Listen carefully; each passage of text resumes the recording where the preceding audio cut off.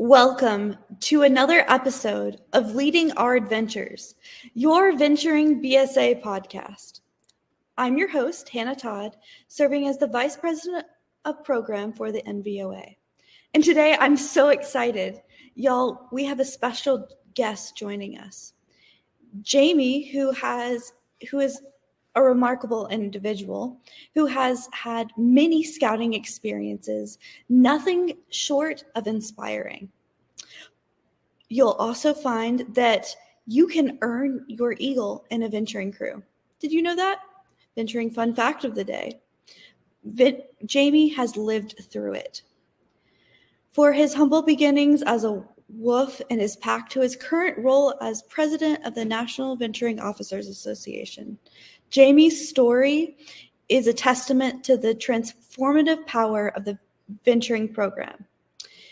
His service and passion for adventure and unwavering commitment to leadership has not only shaped his own path, but has been influential in countless others, including myself, within the venturing community.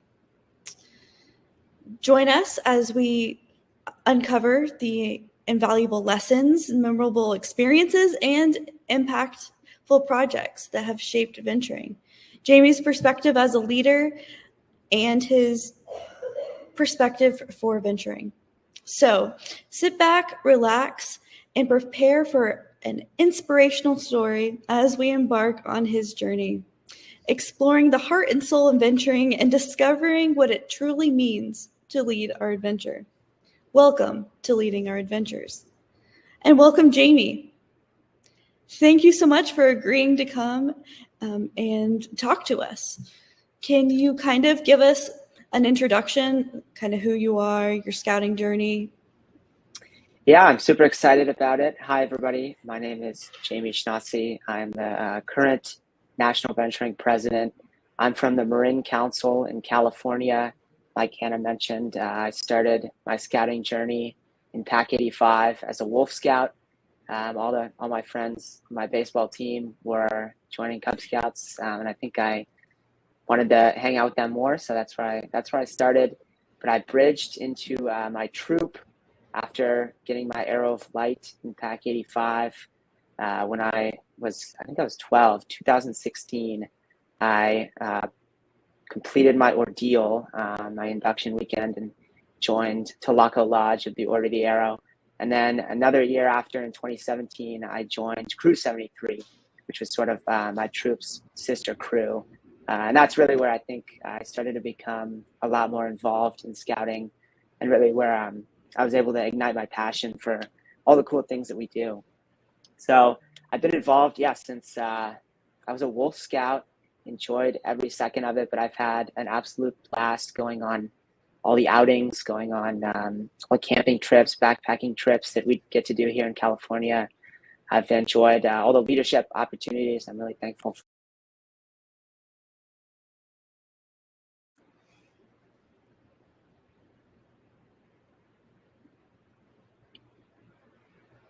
Awesome. And it's my understanding that you became an Eagle Scout through your crew, which is kind of untraditional. Tell me more about that. Yeah, that's exactly right. So for my crew, I think we needed to keep it alive. And since most of us were registered in the troop, I was one of the people, I think randomly selected, honestly, to be primarily registered in the crew. It's like on my online profile thing. And I thought it was kind of cool at the time, but I didn't realize that would really start my venturing adventure, because I started having to earn all my merit badges and log my camping nights and my hiking miles and my service hours with the crew. And eventually I was first class in the troop at the time. So when I bridged over, I was able to start working on advanced BSA advancement with the crew. So I eventually, I finished my 21 merit badges. I got all my camping nights done. And I was able to get the rank of Eagle through Crew 73. So I have my crew number on my Eagle certificate, which I'm very proud of now, looking back on it. I think the decision was almost made for me by the crew advisor. but I'm super thankful for the way it worked out, and I'm glad I had the opportunity to do it the way I did. Right. Did the requirements didn't change? No, the same requirements. The way I got there was a little bit different just since it was through the crew, but I still had the 21 merit badges, the Eagle Project. And I know that sometimes you might have gotten this too. Sometimes I get Scoutmasters who are worried because they're like being stolen or youth being stolen out. Is that the case, that you were kind of stolen by the venturing crew, or did you do kind of both at the same time? Like, tell me more. Definitely not the case. And I'm really glad, I hadn't, to be honest, when I joined the program, that was not any feeling that I had. And that's not really the culture here in Marin Council, which I'm thankful for. The venturing crew is sort of a supplementary thing for us. And I think the program functions that way as well. But it just meant really that I was able to go on twice as many camping trips, do twice as many leadership opportunities. And I guess like hike, probably not twice, probably hike more like 4 times the amount of miles if I was just in the troop. But no, I think we would learn stuff at the crew meetings that we would take back to the troop. We would lead different hikes for the troop. So I think it really, it was a supportive element, I think, which... Right. That's really cool. So you like coded both of the programs at the same time? I did. They sort of discouraged doing 2 leadership positions in the troop and the crew just so we didn't get stretched too thin, which was a very wise move by our advisor and Scoutmaster. Right. So I was senior patrol leader of the troop at one point. And then after that was over, I became crew president and crew VP for a little while. So. Right. I didn't know that you did it at the same time. I had a similar experience. I did troop and crew, and your advisors were very smart. I was trying to troop guide in my troop and do president of my crew at the same time, and that was definitely a lot. So that was very, very, very smart. And you mentioned you did do merit badges. How did that work? Like, is it the same process? Like, was it as easy as going to camp? Like, I know you were doing both the programs at the same time. Like, I don't know. Yes, it definitely, it was different because in the crew, a lot of our advisors and associate advisors were involved in the troop, but not all of them were merit badge counselors. So to get some of the merit badges, I would have to go and, seek out counselors from other units or do them at summer camp when I went up there. Or we have, advanced camp where you get to do all the random merit badges. So I think I did like truck transportation and, the nuclear engineering one. But it was a good exercise in working with adults because I had to, reach out, schedule appointments, stay up to date on tracking my things. But I think it was a little more independent, I guess, because I didn't have, I worked with my Scoutmaster in the troop and an Eagle advisor, but I think it was really, my own journey. And it was, I think, a pro and a con because I definitely learned a lot, working with all these different adults that I hadn't met before, introducing myself. But on the other hand, I think my motivation lacked sometimes. I was one of the people that turned their Eagle paperwork in on my 18th birthday. But I made it to the finish line. I think everyone was supportive. But so it all worked out in the end. But the process was a little bit different. That's fair. And that happens. I mean, I bet the camping nights were no problem for you, though. Yeah, that was the easy part because, we would do troop outings, we would do crew outings, and then some of them were joint. But that was, absolutely no problem. Camping nights, I don't even know how many I have at this point. I think it's probably over 100, which is, I'm thankful to have all those different experiences. And then, our crew does a lot of backpacking. So for, a lot of the merit badges I did, hiking was kind of a breeze. We did the 20-mile hike, no problem with the crew. We did and knocked out the requirements. I think we did it in like a week over a break or something like that. That's crazy. Wow, that's a lot of hiking. Like 15, 25. Yeah, it adds I didn't know that. That's cool. Wow, that's a lot. And so another question I kind of had, maybe you have the answer to, if do you have, like, is there a minimum that you have to start with in the Scouts PSA ranks in order to finish your Eagle and Adventuring crew? Because I know you did stuff at the same time, and Yeah, do you there know was. that? So to begin working on the BSA ranks in a crew, you have to be first class in the troop. I was very motivated my first couple years in the troop. So I got to first class before I turned 14. And then I sort of stalled out for a little bit until I joined the crew, which really remotivated me. But yeah, so I was first class when I joined the crew, and I was able to work on Star Life Eagle through my venturing unit. Right, right. And another frequently asked question, as I'm thinking of things maybe Scoutmasters have asked me, is do you have more time? Because like venturing goes to 21. Did you have more time? You said you submitted your paperwork on your 18th birthday. So I don't think the rules changed, but. No, I mean, I wish I had more time, but no, they did not.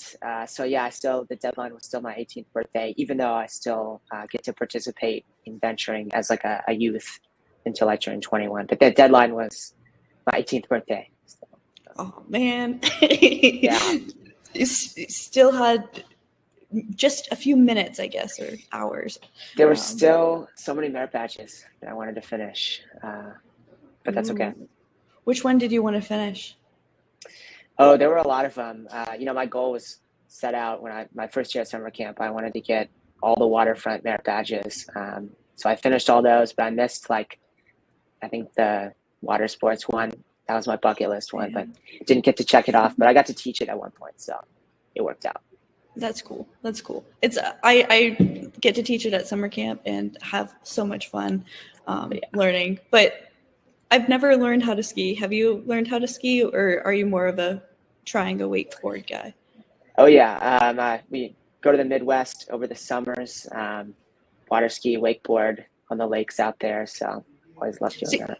So you've learned how to do it at this point. Oh yeah. Awesome. Sounds like a blast. And we can't talk about getting your Eagle without talking about your Eagle project that you were able to do. Tell us about that. Yeah, this was really, in some ways, one of my hang-ups, turning it on my 18th birthday. I finished the merit badge and the camping nights, no problem, because of my involvement in venturing. But the project was really challenging for me. I ended up, got it done, obviously, and the crew was instrumental in that. But we have wetlands near where I live, and they're doing a, enormous restoration project out there that's been ongoing for years. So scouts from my units or local units have been doing Eagle projects out there for a long time. So I built some kiosks out there to explain what the projects were. We did a little bit of, digging and wetland restoration as well. But it was a blast. I think I learned a lot during it. But the crew helped me out in the end. We had to do some pretty detailed construction work that involved power tools and things like that. That the troop couldn't exactly support in. So the crew kind of came in and saved the day. We did all the complex construction one weekend, and then all my friends in the troop came out the next weekend, and we installed the kiosk. So it's sort of a joint effort between my crew and my troop.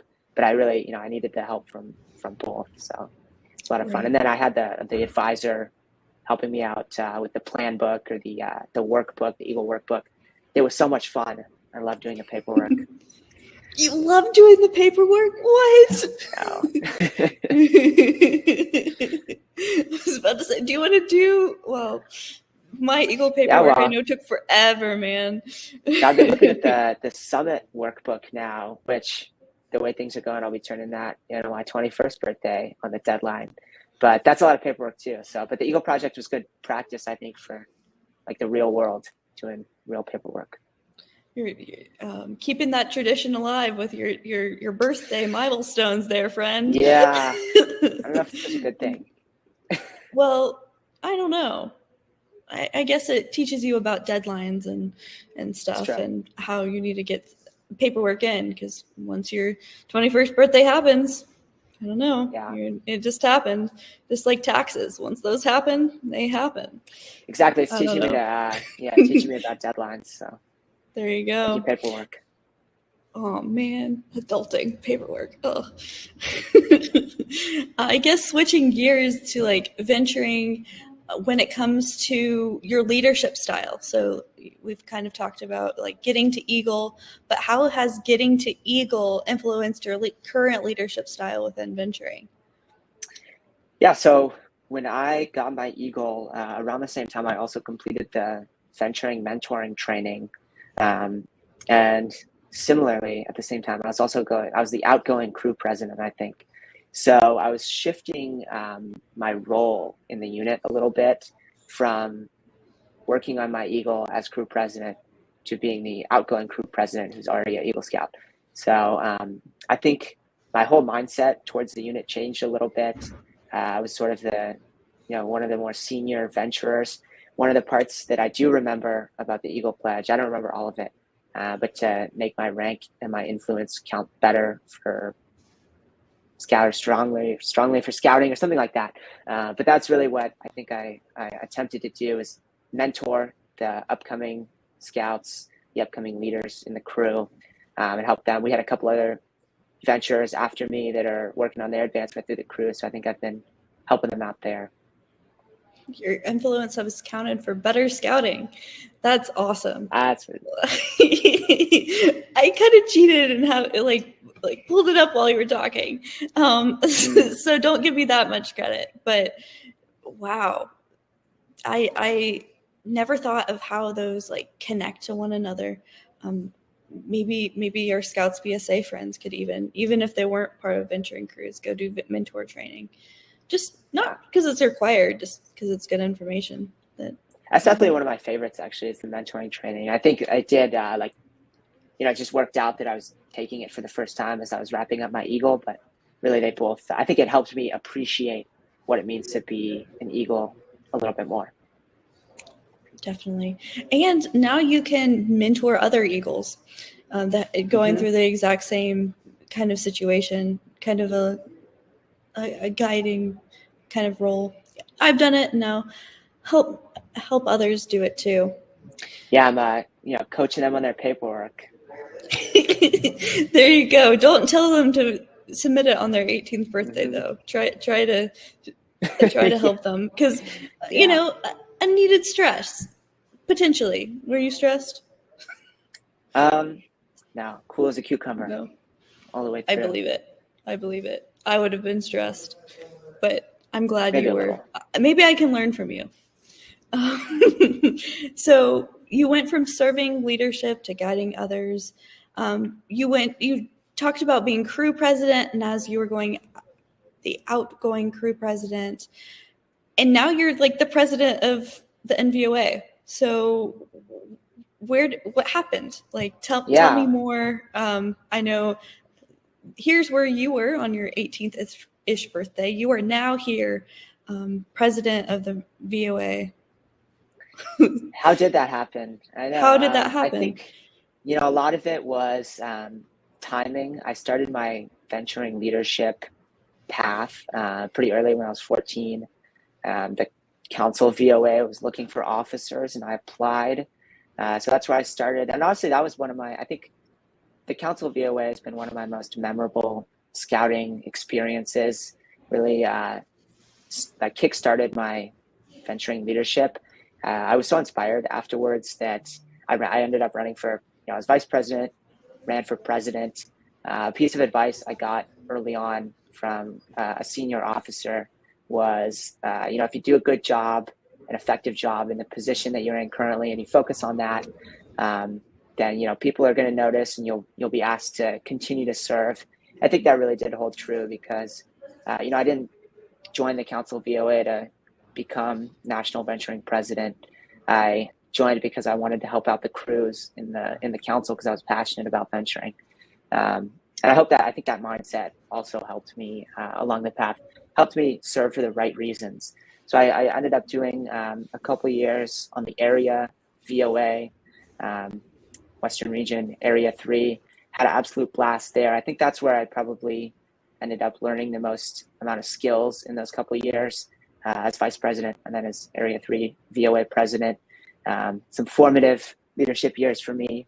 After that, I was able to serve as the territory VOA president for Territory 3, NST, now CST 3, which is California and Hawaii. And then after that, I was interviewed and picked to be one of the national vice presidents 2 years ago. And I think that was also one of the highlights of my scouting experience so far. And then shortly followed by another highlight, which was being selected to serve as the NVOA president for this year. So I think, I ended up climbing the ladder now that I'm looking back on it. And I think those experiences helped me to do a better job in the position. I've seen every level of the venturing program, which I think was a valuable point of view, looking back, reflecting a little bit on this term as president. But yeah, I think, starting off, I had a lot of years in leadership. I think I did it for the right reasons, I hope, in my mind. I wanted to serve the program because I love venturing and I love the people I work with. But I had a blast learning along the way too. With that timeline, I hear so many potential memories of things that we could talk about, but I want to stay on track. But I really appreciated that you serving venturing because you loved it. What sets venturing apart from other youth development programs? Because I'm sure people see you leading, see you doing a great job, maybe at school or work, and they're like, "Here, Jamey, come over here. I want your time." Why venturing, and what makes it unique? Yeah, well, I don't talk about it too much, but I think venturing really did save my scouting career. There was a little bit as I was starting high school, I think, joining the crew where I wasn't really attending the troop meetings anymore. I was kind of stalling out at first class. I wasn't super motivated until I joined the crew. And I think that was really during my high school years is where I was the most active in the crew and in venturing. And really it kept me in the program because it's so flexible, and it's kind of exactly the program that any high school aged youth needs, because we were able to meet when it was convenient for everybody. We were able to do the things that we wanted to do and were interested in. We were able to learn all these cool skills along the way, get out in the outdoors, go backpacking. What high schooler is not going to want to do those things? But we really mixed it up. We went on all kinds of cool adventures, like typical adventures and other adventures we did. I remember doing board game night, which was a blast, hanging out with your friends. But I think really just that flexibility, that marketability is what makes venturing so special, because the program is, it's what the youth want to make out of it. And I think that's what's different from the troop or from maybe a pack or other units in scouting. And that's why I love it. You probably didn't realize how much you were learning while you had that much flexibility. Yeah, that's the thing. And I remember one of my advisors saying, if you look at this was early on as well in my venturing years, but if you look at the requirements, I bet you've done a lot of them. That was kind of an eye-opener for me because I hadn't looked at the venturing handbook all that much. And as I looked at it, I was like, oh yeah, this is the stuff we're doing and learning in the crew already, and I can check a lot of these off, which is cool. I mean, scouting's that game with a purpose, and you were like, oh, look at that. Yeah. All the adults were like, hee, Jamey's doing their requirements, and you were just having fun, going backpacking. Exactly. I thought I was just having fun, but sneaky venturing was teaching me stuff along the way. So I mean, that's what we have, and it's so much fun all the time. What inspired you to continue pursuing said roles? You kind of talked about it, but tell me more. Yeah, I think my main motivation was definitely the people that I served and the people I was serving with. A lot of the times, the application, for the next VOA office or whatever it was would be texted to me or emailed to me somehow, and somebody asking me to apply for it.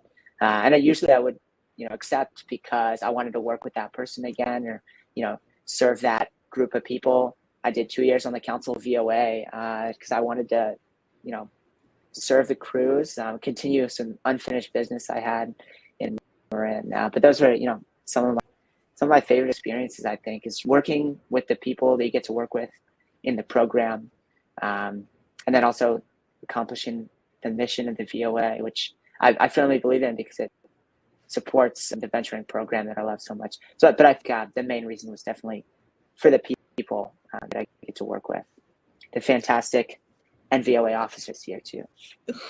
Yay! I remember Ryan was talking, and I might not get it exactly quoting, but maybe you'll remember it, that she said, your best friends today are future leaders tomorrow.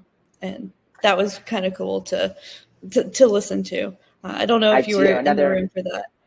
Yeah, another wise words from one of our NVOA officers. But yeah, I do remember that. And I think she's exactly right in that. Definitely. And it can't be easy. You can't do something this long and it just be do all flowers, butterflies, yay, all the time. What challenges have you faced both as an Eagle Scout and a venturing president and all the other leadership positions that we've talked about? Like, how did you overcome them? Tell us like the down low, the scoop of your journey. Yeah, I think, of course there's always challenges. I think going through all the way through high school and then starting college, I had a lot of changes in my life as I was, continuing to serve in venturing. One of the things that's always been, I think, challenging for me, and one thing I'm glad I've got to learn a lot about is my time management, because I've got all these school projects going on. I played sports in high school. I played baseball, doing scouting. There's all these things to balance, which was it was always something I got to learn from. So I developed strategies to overcome that. But I think, my venturing trainings, time management training, doing the merit badges has really prepared me for those challenges.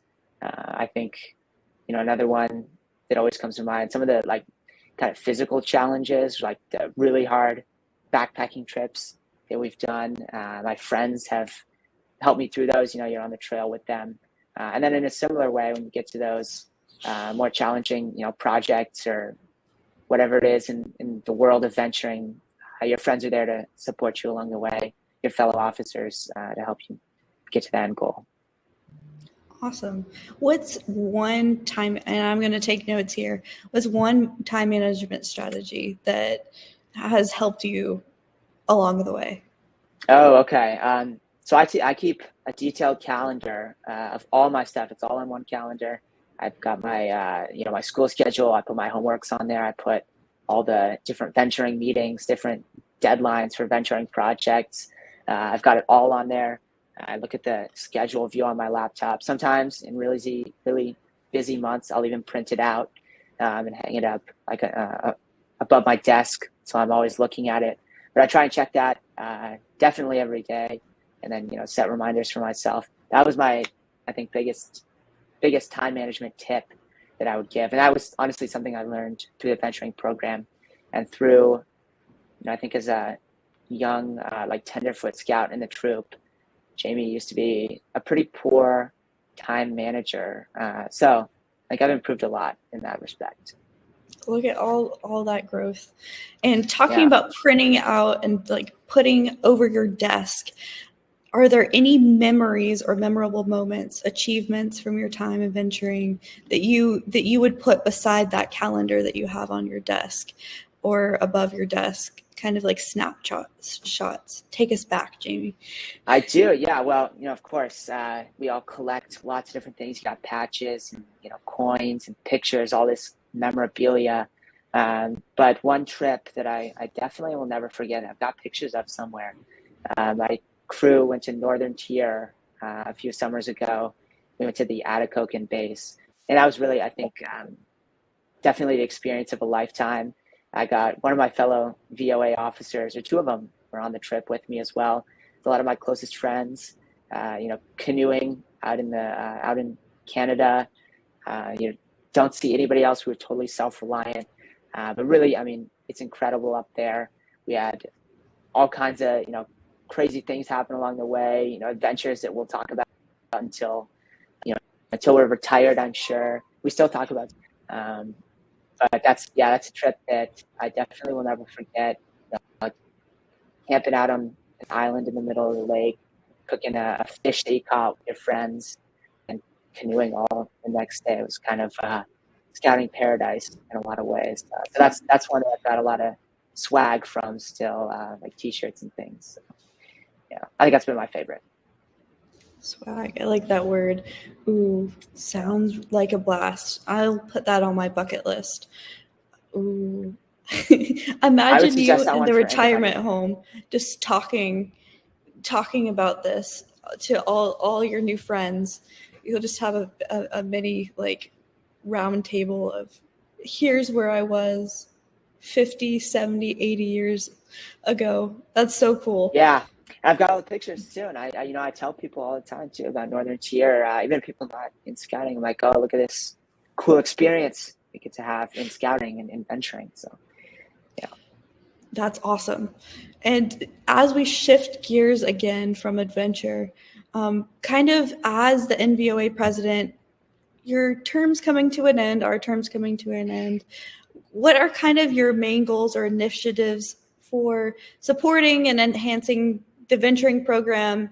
Not necessarily this year. I mean, you could share those too if you'd like, but just in general, kind of a message to the venturing population and community. Yeah, I know our term is coming to a close, which is a little bit bittersweet. Really more bitter, I guess, because it's such a cool opportunity.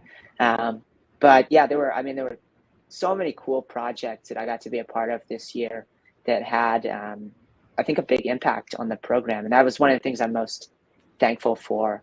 But working as an NVOA officer, we get to work with the National Venturing Committee, who has lots of interesting projects that I got to be a part of. Cruise for Colleges was one that I was really excited about coming into this year. And we've kind of maintained that excitement. We keep working on it. That's establishing venturing crews on college campuses and getting college students engaged in venturing. I got to be a part of the awards and recognition subcommittee as well over the last couple of years. So we worked on rank advancement. We got to change, the requirements that are in the handbook, which was one of the projects that I was really passionate about last year.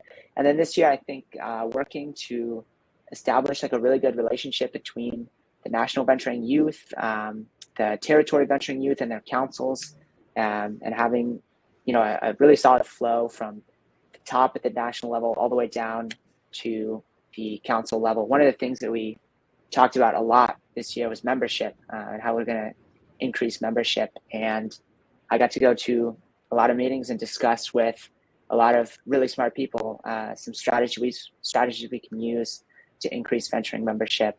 I know it came to fruition in some projects that we got to work on, like Cruise for Colleges, or the conference this summer at Philmont, the venturing, like the older youth programs conference, is one that I'm really excited about. And that's upcoming, so I still have stuff to look forward to.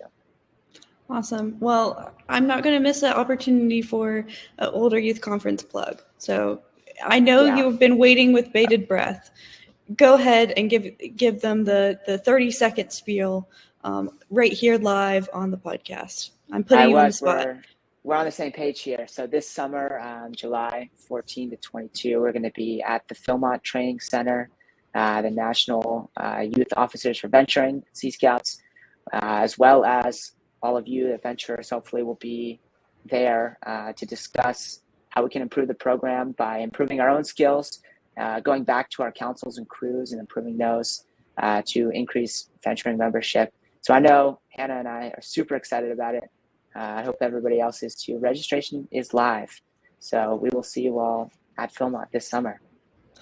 Yay, I'm so excited. Is it for youth and adults? It definitely is, yes. Youth and adults, everybody's welcome. You can register as a solo participant or maybe with your crew if you all want to come down. So I can grab all my venturing advisors and my friends over the age of 14 and we could all just have a trip to Philmont. Yeah, that's what I'm doing. That's what I'm encouraging everybody else to do. Yeah. Awesome. Okay. So I have one more question as we're hitting time. And that question for you is like, what advice would you give to younger venturers who aspire to achieve Eagle Scout, who aspire to take on different leadership roles within the organization or outside the organization? What kind of advice would you have for them? So one thing that I tell everybody that I'm giving advice to is to take every opportunity I can get in scouting, because there are so many different opportunities in scouting that I think people need to take advantage of and be aware of. I think it's also important to maintain a balance, maintain your own schedule. But really, I think, looking back on my time as a youth, now that it's unfortunately coming to an end in the program, I'll be an advisor soon. But looking back, the opportunities that I said yes to, even when I was unsure of, I think those have been the most rewarding experiences. The only reason I ever ran for council VOA in the first place is because one of the older youth in the crew came up and approached me about it. He said, "Hey, I have this cool opportunity for you. Are you interested in running for the CVOA position?" Same thing, about Northern Tier. I ended up being the crew, the trek leader for our contingent. But when they told us we were going to Northern Tier, my initial thought was, "Oh no, we're going to go get eaten alive by mosquitoes in Canada for a week."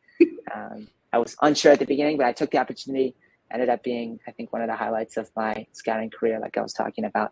So take every opportunity you can get. You never know what's going to come out of it. And then also manage your time. That's the other one.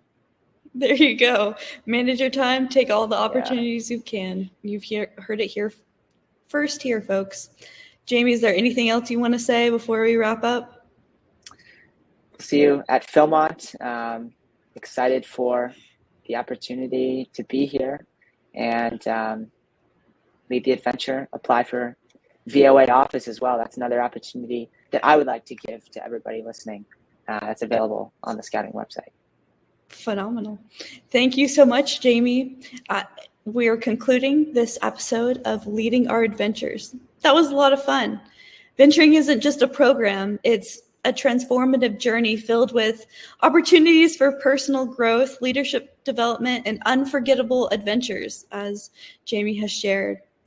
We've had the privilege my tongue is getting all tied again. Those who share a passion for venturing and dedicated service definitely can learn a lot from what Jamey had to say. All the experiences from Northern Tier to when you're a Cub Scout or you're Eagle, it's just so awesome how much you've made a positive impact to both your community and the nation. So thank you, Jamey. Thank you very much. And thank you all for joining us on this episode of Leading Our Adventure. Remember, whether you're inspiring to achieve the rank of Eagle Scout or take on leadership roles within the organization, venturing offers endless opportunities for growth, adventure, and fellowship. If this is the first time you're interacting with venturing, don't go anywhere. Make sure to go onto your computers, type in beascout.org, type in your zip code, and it will show different venturing crews around in the area. I'm so excited for you to join. Well, we'll catch you next time, and until next time, stay adventurous and keep leading the way. Bye, everybody.